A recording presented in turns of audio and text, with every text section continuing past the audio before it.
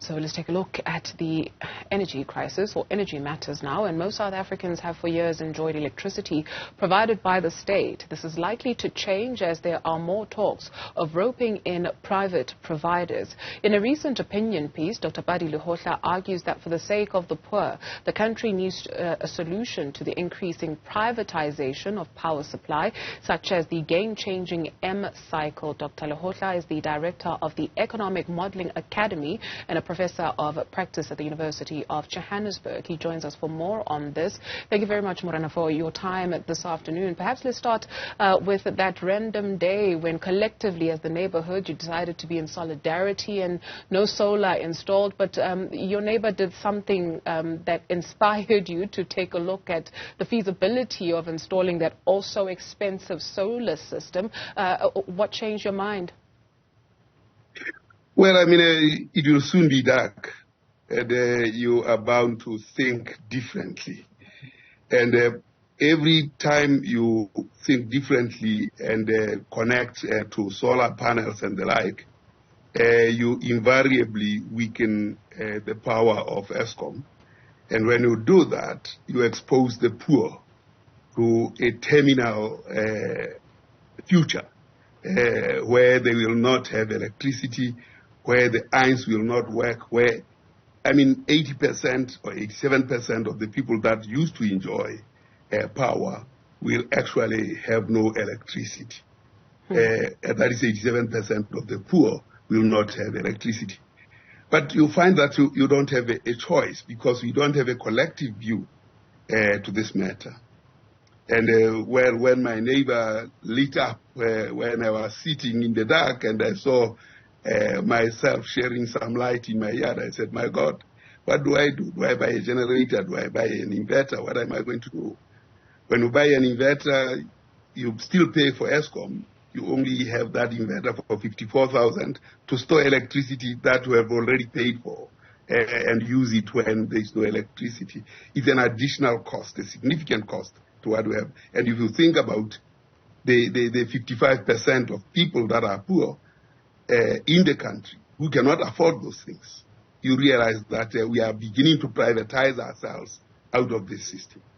And I may just do so myself.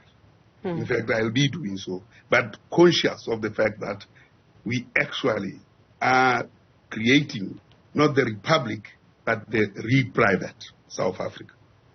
So you speak of removing yourself from the system, but you also argue that, or you ask the question of what are the political implications of a blackout as we approach the 2024 national ballot, thinking about the implications for South Africans who live below the upper poverty line as revised last year of 1,450 rand. Oh, yes. I mean, the politicians will have nobody to see them because they speak for the poor largely. While they speak for all of us. But then they will not be seen on television because 80% of the poor actually use television. So there is no way that the medium of exchange that we use to argue and entertain ourselves in the politics, that medium will have vanished and the poor will not be seen and they will not see the politicians. So the election will be one conducted in the dark. That's the first implication. The second implication is food security, food cooking. 87% of the poor use electricity to cook. And when electricity goes, they'll have to eat raw meat and raw mealie pap. There's no plan for those people. When it comes to ironing of clothes, that's another misery that has to be there. When it comes to basing, of course, the poor use only 5%. 5% of the poor use electricity to warm water for basing. So there they may actually will be with us for long. The poor will always be with you, as Mark in the Bible says. But this is a disaster in the making because there's no plan for that. Minister Ndabeni of small businesses said there's a plan to compensate businesses for lack of electricity. I mean, this is absolutely an uncoordinated strategy by government which does not provide for the users, the poor. I mean, yes, business has to be supported, but there is need for a comprehensive support system for especially the poor people who, by not having electricity, are thrown under the bus. They have no alternative. I have an alternative. I can buy an inverter and have electricity.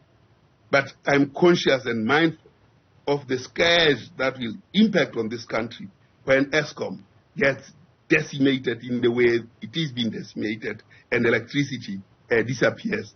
Public services disappear in South Africa. First, it was, education has been decimated as a public good. Security has been decimated as a public good. Now electricity is being decimated. Next will be water and everything. Why do you care? Yesterday I was driving. Please finish your thought, and we'll get into the why do you care, and I'll expand on why I asked that. You were driving? Yesterday or day before yesterday, we had just demonstrated this technology, and we are driving through Olivenhout. What is it called? I forget. I mean, the smell of poo in that area, catching you on the highway, beaming into Sandton and beaming everywhere. It's not only about the fumes that come from coal. It is the fumes that come from the poo in the lakes because electricity is not functioning.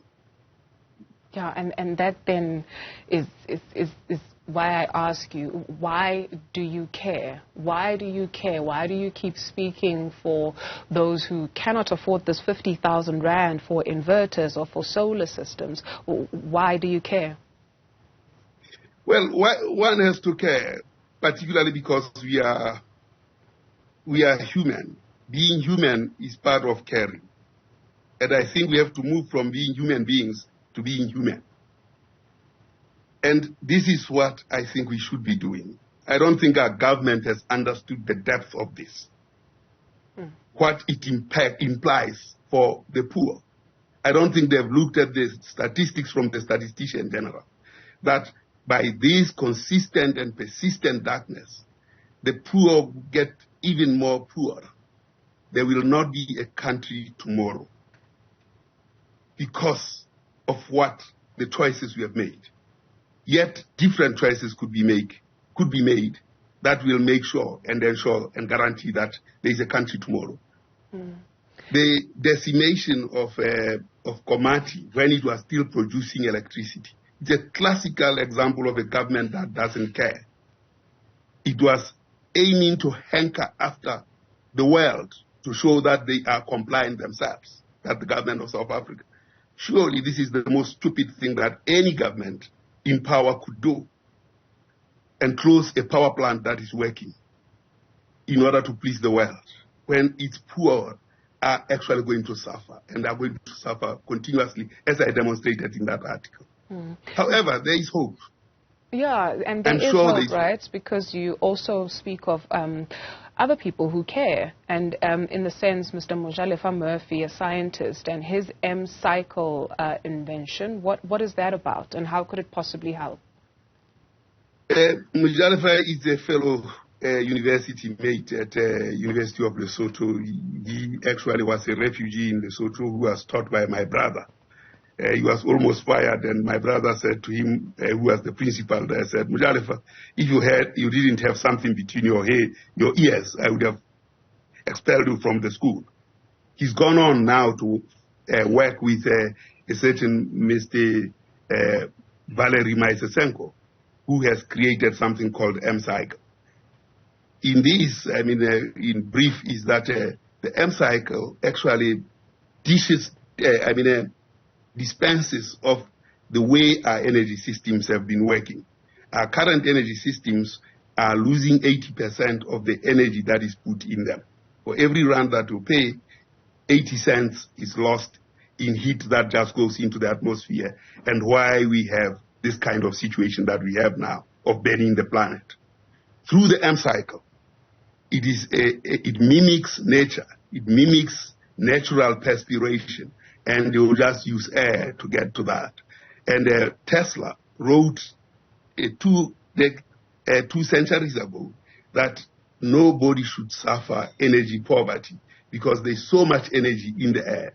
And Markasenko Valery Magasenko has created this tool that shows that you can actually use air to generate energy. So there is a possibility that the coal-fired power stations, the data centers and so on, can be cooled through just pumping air into them, because as we are experimenting here at home, we looked at this thing. The one thermometer was 180 degrees Celsius. The other was almost approaching dew point at 18 degrees Celsius.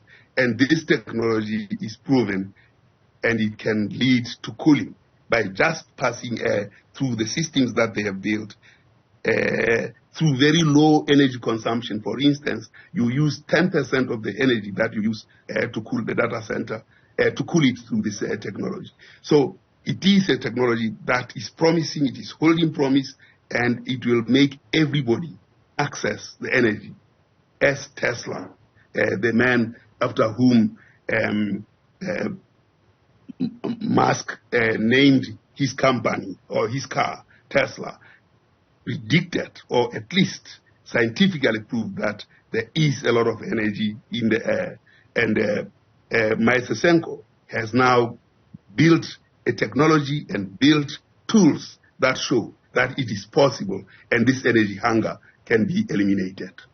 There is hope. Dr. Pali Lehohla is the director of the Economic Modeling Academy and a professor of practice at the University of Johannesburg. Thank you, sir.